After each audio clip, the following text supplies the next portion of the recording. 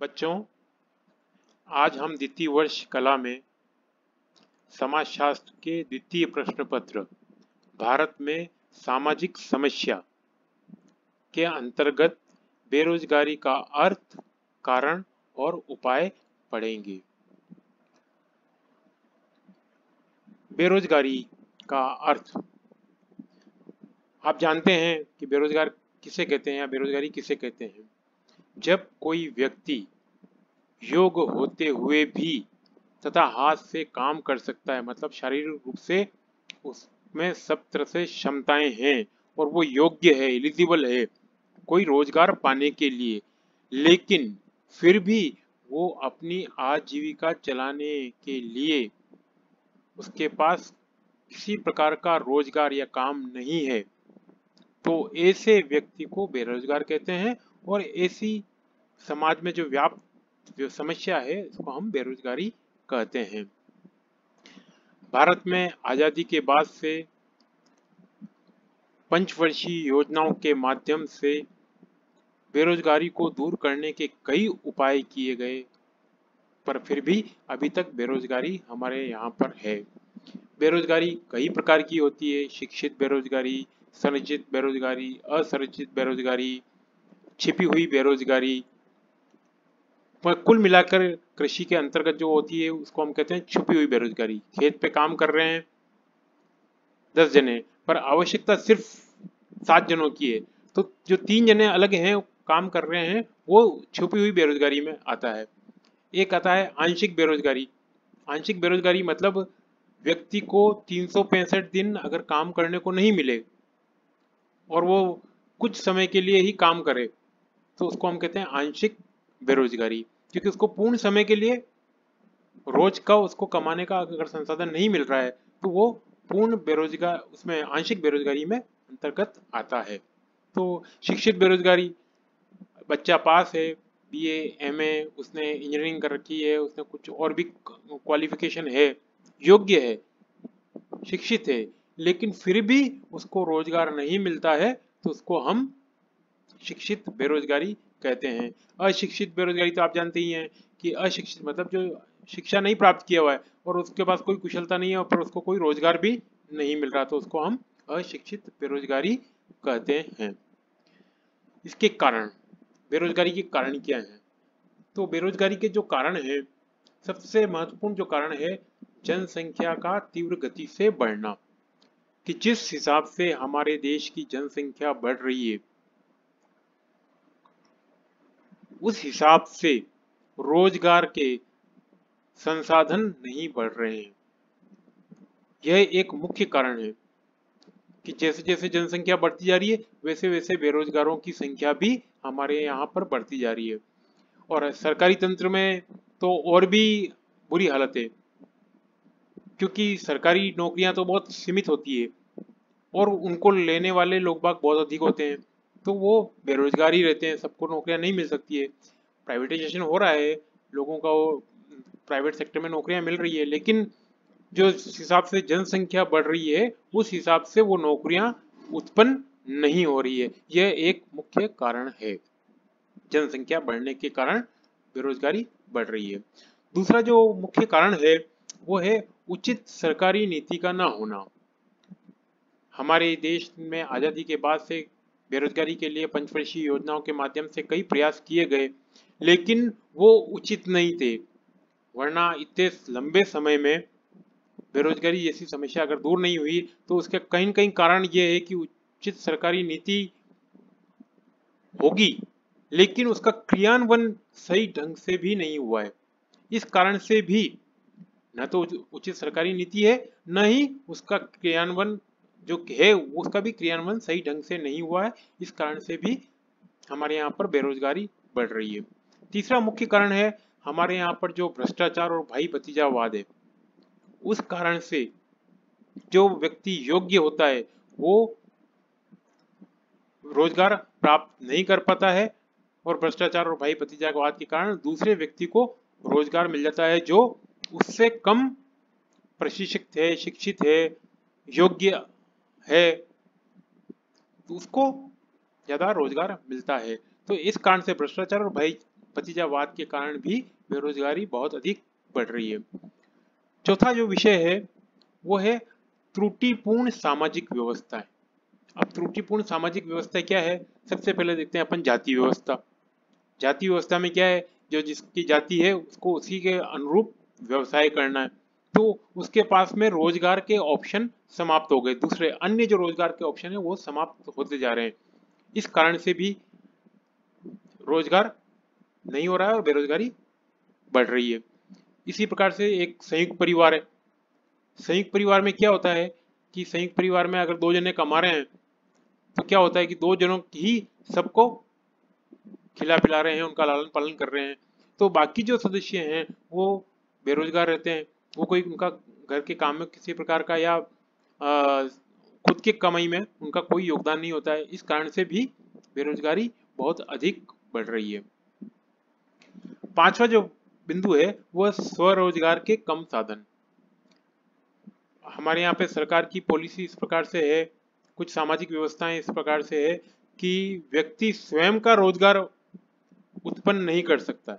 अगर वो स्वयं का रोजगार उत्पन्न करने लग जाए तो खुद का अगर इंडस्ट्री या खुद की कोई काम ऐसा शुरू करे जिससे कि वो न केवल स्वयं को रोजगार करे वरन अन्य लोगों को भी वो रोजगार दे सकता है।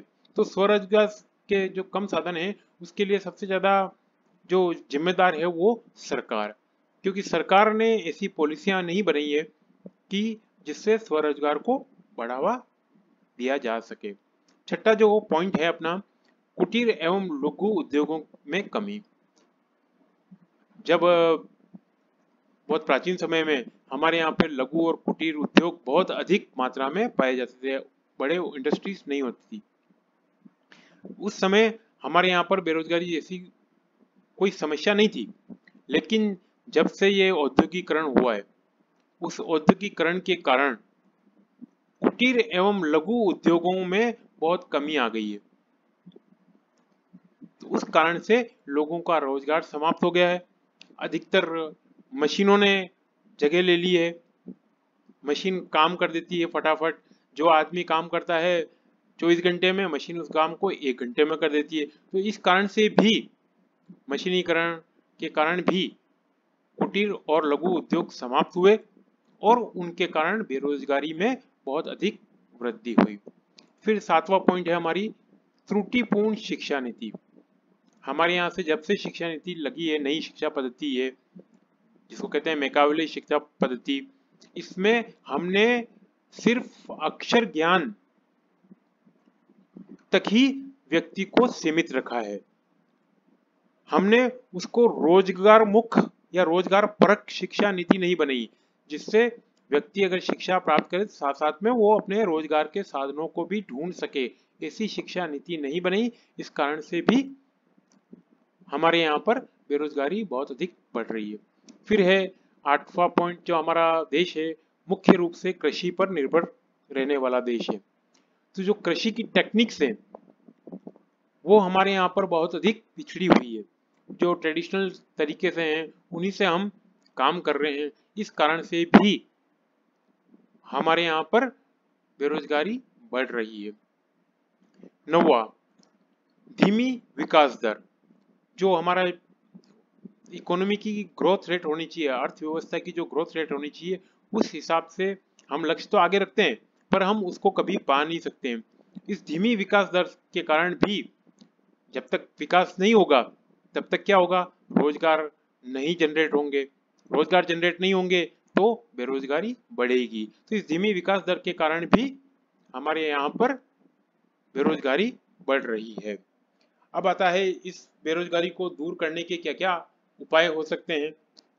तो सबसे पहला तो उपाय वही है कि जनसंख्या को नियंत्रण करना, कि अगर हम हमारी जनसंख्या को नियंत्रण करेंगे तो जितनी जनसंख्या कम होगी उतने कम लोगों को ही हमको रोजगार देना पड़ेगा।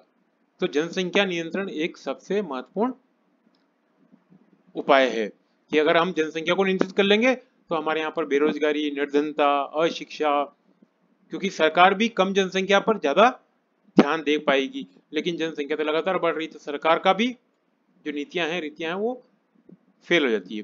दूसरा है रोजगार देने के उचित सरकारी नीति, रोजगार के लिए सरकार को कुछ नीति बनानी चाहिए, चाहे वो स्वरोजगार हो, व्यक्ति अपना खुद का बिजनेस शुरू करे, या सरकारी नौकरियां हो, या सेवा संबंधी कार्य हो, इन या उन सेवा संबंधी कार्यों में और विस्तार हो, तो उससे क्या होगा कि रोजगार बढ़ेंगे, और रोजगार बढ़ेगा तो बेरोजगारी समाप्त होगी। तीसरा महत्वपूर्ण बिंदु है भ्रष्टाचार तथा भाई भतीजावाद को समाप्त करना, कि देश में आप जानते हैं भ्रष्टाचार बहुत फैल रहा है। इस भ्रष्टाचार के कारण बहुत सारी हमारी समस्याएं भी पैदा हो रही है, जैसे अलगाव हो रहा है, एलिनेशन, अलगाववादी पैदा हो रहे हैं, अपने माओवादी, ये जो सब है क्यों है? क्योंकि इन लोगों को रोजगार नहीं मिल रहा है। जब युवा को रोजगार नहीं मिलता है, उसको मालूम है कि भ्रष्टाचार और भाई भतीजावाद के कारण उसको मिल जाएगी पर मेरे को नहीं मिलेगी, तो फिर वो क्या दूसरे गलत रास्तों पे आता है, तो अपराध भी बढ़ने लग गए हैं। ठीक है, तो उससे बहुत सारी समस्याएं और दूसरी भी पैदा हो रही है। तो भ्रष्टाचार और भाई भतीजावाद को समाप्त करेंगे तभी हम बेरोजगारी को समाप्त कर सकते हैं। फिर है चौथा पॉइंट, सामाजिक व्यवस्थाओं में सुधार। हमें सामाजिक व्यवस्थाओं में सुधार करना पड़ेगा। जो जातिगत फाउंडेशन है बहुत सारी खत्म हो गई है वैसे संविधान में, कि कोई भी व्यक्ति अपनी सुविधा से कर सकता है, लेकिन अभी भी गाँवों में वो ट्रेडिशनल काम ही चल रहा है। तो उस सामाजिक व्यवस्थाओं में सुधार करना पड़ेगा। संयुक्त परिवार में भी सुधार करने की जरूरत है, विवाह संबंधों में भी सुधार की आवश्यकता है, तभी जाकर हम हमारी बेरोजगारी को दूर कर पाएंगे। पांचवा, स्वरोजगार को बढ़ाना, कि व्यक्ति को ये स्वतंत्रता मिले कि वो अपना रोजगार उत्पन्न कर सके। इसके लिए जो सरकार के जो कई प्रकार की जो बाधाएं आती है, सरकारी बाधाएं, उनमें सुधार की आवश्यकता है। जब तक हम उनमें सुधार नहीं करेंगे तब तक स्वरोजगार उत्पन्न नहीं होगा। स्वरोजगार में सबसे महत्वपूर्ण बात होता है किसी भी रोजगार को शुरू करने के लिए फंडिंग। तो सबसे पहले महत्वपूर्ण फंड उसको व्यक्ति को आराम से मिल जाए। फिर दूसरी बात आती है उसको जो उद्योग मंत्रालय या उद्योग विभाग है उससे फटाफट उसको लाइसेंस लेने में या और अन्य प्रकार की जो बाधाएं आती है उसको वो दूर कर दी जाए। फिर अगला है कुटीर और लघु उद्योगों को पुनः विकास करना उनका, कि उनको कैसे वापस हर घर घर में जाकर ये कुटीर और लघु उद्योगों का विकास किया जाए। फिर शिक्षा नीति को रोजगार परक बनाया जाए, कि ऐसी शिक्षा नीति हो कि जिसमें सिर्फ अक्षर का ज्ञान नहीं हो, उसके अंदर कुछ कुशलता आवे, जैसे कंप्यूटर का है, बिजली का है, पानी का है, बहुत सारे आजकल सेवा संबंधी कार्य शुरू हो गए हैं। तो ऐसे सेवा संबंधी कार्य वो कर सकता है जिससे वो अपना स्वयं का रोजगार उत्पन्न कर सकता है। तो शिक्षा नीति में रोजगार परक बनाना बहुत आवश्यक है। आठवां है कृषि में नई तकनीकों का प्रयोग करना, कि हम वही ट्रेडिशनल तरीके से कृषि में काम कर रहे हैं, तो उससे के कारण क्या हो रहा है कि न तो हमारा उत्पादन बढ़ रहा है और न ही हम उसको रोजगार दे पा रहे हैं। अगर कृषि में नई तकनीकों का प्रयोग करेंगे तो हमारा उत्पादन बढ़ेगा। उत्पादन बढ़ने के साथ साथ हम नई तकनीकों का प्रयोग करने से हम नए रोजगार के संसाधन भी ढूंढ पाएंगे। जैसे हरित क्रांति के माध्यम से कृषि में नीति में कई नए प्रयोग हुए हैं, तो उसके कारण से बहुत क्रांतिकारी परिवर्तन आए हैं, उससे रोजगार में भी वृद्धि हुई है। नौवां पॉइंट है आर्थिक विकास को बढ़ाना, आर्थिक विकास दर को सुनियोजित ढंग से बढ़ाना। तो आर्थिक विकास बढ़ेगा तो रोजगार जनरेट होंगे, रोजगार जनरेट होंगे तो बेरोजगारी अपने आप समाप्त हो जाएगी। और लास्ट है सुनियोजित उद्योगीकरण। हमारे यहाँ पर जो उद्योगीकरण है वो कुछ क्षेत्र विशेष में ही हो रहे हैं। हम इस औद्योगिकरण को गांव तक ले जाएं, क्योंकि क्या होगा कि छोटी छोटी जगहों पर अगर जब उद्योग जाएंगे तो वहाँ के लोगों को, वहाँ के आसपास के लोगों को वहीं रोजगार मिल जाएगा। वरना क्या होता है कि लोग बाग सोचते हैं यार मेरे को तो इतना दूर जाना है, कौन जाएगा रोजगार के लिए। तो जो प्रवजन की हमारे यहाँ पर आदत नहीं है कि एक स्थान को छोड़ के दूसरे स्थान पर जाने की, तो उससे दो फायदे होंगे।